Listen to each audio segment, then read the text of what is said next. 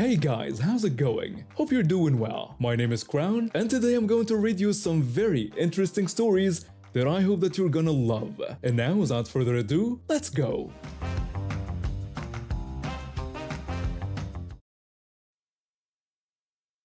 I've been making cosplay costumes for about 5 years now. What started as a hobby making my own convention outfits turned into a small business when other cosplayers started asking me to make costumes for them. I'm pretty good at what I do, and I'm proud to say I'm a member of one of the most prestigious cosplay clubs in our area. Getting accepted isn't easy. They have really strict standards for costumes and member conduct. A few months ago, I got a commission request from someone we'll call Karen. She wanted to join our club and needed a specific costume that would meet the club's requirements. She seemed nice enough at first, and we spent some time discussing the details. We discussed payment terms, and I told her my labor fee, plus explained that she would need to reimburse me for materials. I promised to provide all receipts to keep everything transparent. She enthusiastically agreed and sent me the club's list of requirements, emphasizing how important it was that everything be exactly right for her club admission. I started working on the costume, and since it was my first time making this design, I consulted with one of our club judges throughout the process to ensure everything was up to standard. I even had to fix a mistake at one point, which I did at no extra charge because I wanted it to be perfect. When I finished, I sent her photos of the completed costume. That's when everything went downhill. She immediately started criticizing the work, questioning the collar design, and complaining about the stitching on the sleeve. When I pointed out where these exact details were specified in her own requirements list, she suddenly claimed to be allergic to the fabric. I reminded her that this fabric was also specified in the requirements and asked why she hadn't mentioned her allergy before I started. She completely ignored my question about the allergy and moved on to complaining about costs. She accused me of deliberately buying the most expensive materials possible to rip her off. I explained that I had actually chosen the polyester version instead of wool specifically to keep costs down, and offered to show her the receipts to prove it. She went quiet after I addressed all her complaints, making one vague comment that seemed like reluctant agreement. Then she ghosted me. After waiting a while, I reached out again since she still hadn't paid me. That's when she became outright hostile, calling my work garbage and insisting it would never pass approval. She called me a scammer.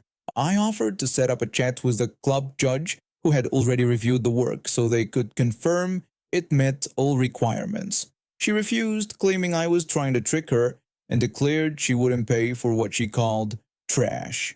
She kept hurling insults until I finally left the conversation. But that's not where this story ends. I contacted our club leader to warn other members about Karen's behavior, since several other members also take commissions. The leader did some digging and discovered something interesting. Karen had been causing problems with other members too. She'd bought parts for another costume and was manipulating two other members who had offered to teach her how to make it. Instead of learning, she kept pressuring them until one basically ended up making it for her for free. The club leader had seen enough. Instead of just warning members about her, they decided to permanently ban Karen from ever joining the club. And when she found out, she absolutely lost it. She posted this massive rant on Facebook, calling us all sorts of names and making wild accusations. The next week, several of us club members met up at a local bar to commiserate about our Karen experiences. We spent the evening sharing stories and toasting to never having to deal with her again. But the story gets even better. A few weeks later, I found out that Karen had tried to join several other cosplay clubs in neighboring cities. However, word had gotten around about her behavior, and none of them would accept her. Last I heard, she was complaining on social media about how toxic the entire cosplay community is, while conveniently leaving out her own actions that led to this situation. The costume she commissioned is still hanging in my workspace. I've decided to donate it to a local theater group. At least someone will get some use out of it, and it's better than letting Karen's negativity taint a piece of work I'm actually quite proud of. I've been working at this medical insurance office for about 3 years now as a front desk receptionist. It's usually a pretty calm job, helping clients with their paperwork, scheduling appointments, and making sure everything runs smoothly. I actually got this job through my aunt who used to work here before retiring. She knew I was struggling to find stable work after finishing my business administration degree and put in a good word for me. It turned out to be a perfect fit since I'm naturally organized and enjoy helping people. The office itself is modern and professional, with a spacious lobby that's meant to be welcoming for our clients. One of the main features is this wall of shelves filled with informational pamphlets about different insurance plans and health services. The shelves stretch from the floor all the way up to about 6 feet high, attached to the wall with these flimsy metal brackets. They're really only designed to hold lightweight materials like papers and brochures. I've seen my fair share of incidents with these shelves, mostly involving parents who don't watch their kids. Usually, when a child starts climbing, we quickly intervene and everything works out fine. Yesterday, though, that wasn't the case. I was at my desk going through some paperwork when I heard this awful screeching sound. Looking up, I saw this kid, probably around 5 years old, throwing what seemed like the tantrum of the century while eyeing our pamphlet wall like it was a climbing frame. My co-worker, who's been here longer than me, immediately went over to handle the situation. She's always great with people, very friendly and patient. She politely approached them and warned about the shelves not being sturdy, expressing concern about potential injuries from climbing. The kid's mother, who I'll call Karen since she definitely earned the title, whipped her head around and snapped at my co-worker, telling her to mind her own business and insisting she was watching her child. My co-worker calmly responded that she just wanted to prevent any injuries. The kid actually stopped climbing for a moment, but was still screaming his head off. Instead of dealing with her child, Karen decided to march up to my desk, completely abandoning her kid by the shelves. Obviously, the second she walked away, he started climbing again. I called out to the kid, telling him he needed to stay off the shelves. Karen immediately snapped at me, defending her child and claiming he wasn't breaking anything. Right on cue, there was this horrible cracking sound. The kid had managed to pull down 2 entire shelves and face planted onto the floor. His screaming went from angry to hurt real quick. The commotion brought our supervisor out from her cubicle. Our supervisor came out asking what had happened.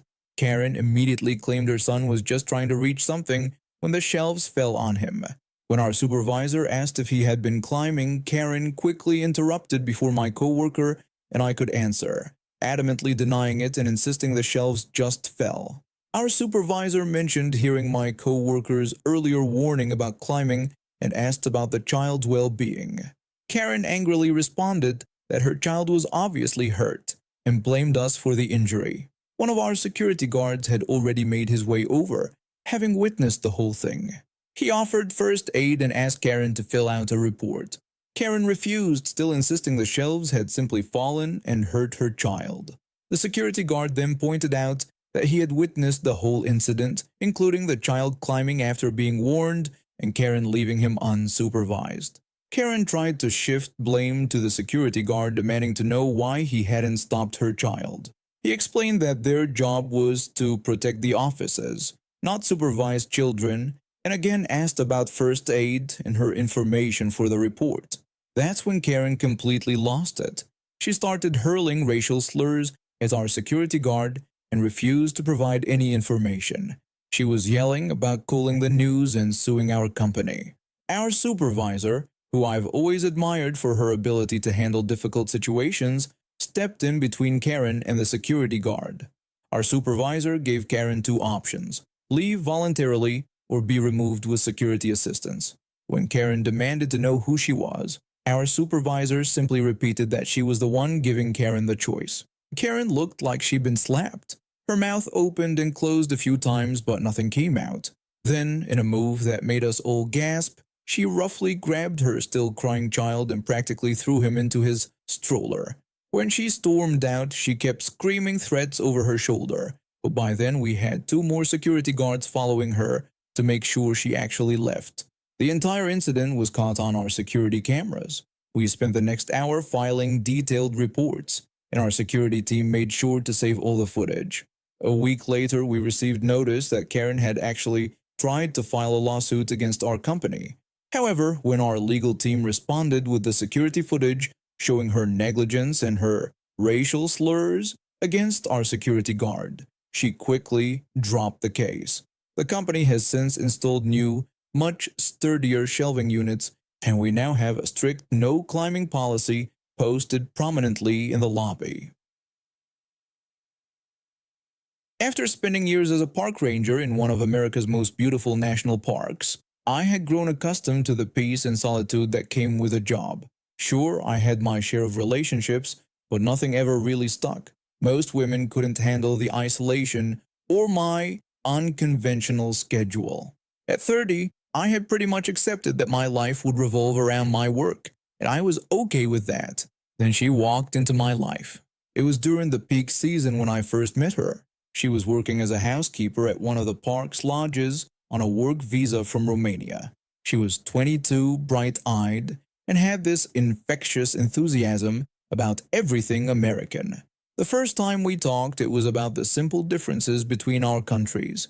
She was fascinated by how massive our national parks were compared to anything back home. I told her to wait until she saw the park during sunset, explaining that's when it was truly magical. She responded by telling me that while her country had beautiful places too, nothing compared to this. She said everything here seemed so free. Our conversations became longer, and before I knew it, we were spending every free moment together. She told me about life in Romania, about the struggles her family faced, and how getting this job in America was like winning the lottery for her. I found myself completely captivated by her stories and her perspective on life. Within a month, we were dating. The age difference never seemed to matter. She was mature for her age, and I felt younger when I was with her. We made it work even after her visa expired and she had to return home. We'd coordinate our off-seasons. I'd fly to Romania, or we'd meet in various European cities, and she'd come to the States when she could. For 2 years, this was our life, and I loved every minute of it. During one of my visits to Romania, her mother pulled me aside one evening. She explained how life there wasn't easy, and how things had been difficult ever since the communist times. She told me her daughter deserved better than this struggle. I assured her that I understood and wanted to give her daughter the best life possible. Her mother then said that in America, her daughter could have opportunities she would never have in Romania. The conversation planted a seed in my mind. I had a stable job, a good home, and I loved her. Why not take the next step? I started researching the sponsorship process, got all the paperwork in order, and finally proposed. She said yes, and I felt like I was living in a dream. Getting her settled in the States was a whirlwind of paperwork and bureaucracy, but seeing her so happy made it all worth it. Or so I thought. Then came the message that shattered everything. Her best friend from Romania reached out to me through social media. She apologized and said she couldn't keep quiet anymore, telling me I needed to see something. What followed was like a punch to the gut. Screenshots, hundreds of them. Messages spanning the entire course of our relationship where she bragged about her perfect American fool and how easy it was to manipulate me. 8 different men. 8, some in Romania, some during her visits to America. All while I was planning our future. Her best friend told me I was a good man who didn't deserve this. She revealed how my fiancé had been laughing about finally finding her ticket to America and that she had never loved me. I felt sick. But then I remembered something. A conversation with her brother during my last visit to Romania. We were sharing a bottle of his homemade plum brandy when he started bragging about his adventures. He told me about his time in prison for weapons trafficking with Turkish terrorist groups and how his little sister, my fiancée, had been his lookout during several operations. At the time I'd written it off as drunk talk.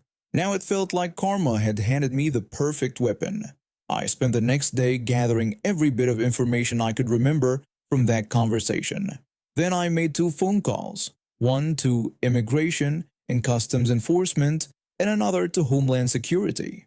I detailed everything, the weapons trafficking, the terrorist connections, her role as an accomplice. The response was swift. Within 48 hours, she was in custody. Within a week, she was deported. She was placed on a permanent terror watch list. No more American Dream, no more scamming other unsuspecting men, no more anything in the United States. The last message I got was from her mother. She demanded to know how I could do this to her daughter, saying she had a future here. I coldly replied that she didn't have a future here, she had a con, and now she had consequences. I later heard through mutual acquaintances that her involvement with her brother's activities had made her virtually unhireable in any respectable company back home. Turns out that even in Romania, being on an American terror watch list isn't great for your resume. I always kept to myself and focused on my studies, though I wasn't exactly what you'd call a star student. Just average grades, barely skating by. But everything changed when I started college 2 years ago. My parents always pushed me to do better, telling me I had potential I wasn't using. Maybe they were right because once I got to college, something clicked. My grades improved dramatically, and I even started coming out of my shell, making friends and actually enjoying the college experience. In my country, we have these mandatory exams you need to pass to stay in college, kind of like the SATs, but with English, math, and Arabic sections. The stakes are high, pass them within 2 years, or you're out. No second chances. I buckled down and studied hard, passing all of them in my first semester. My English score was good, which surprised everyone since it's my second language.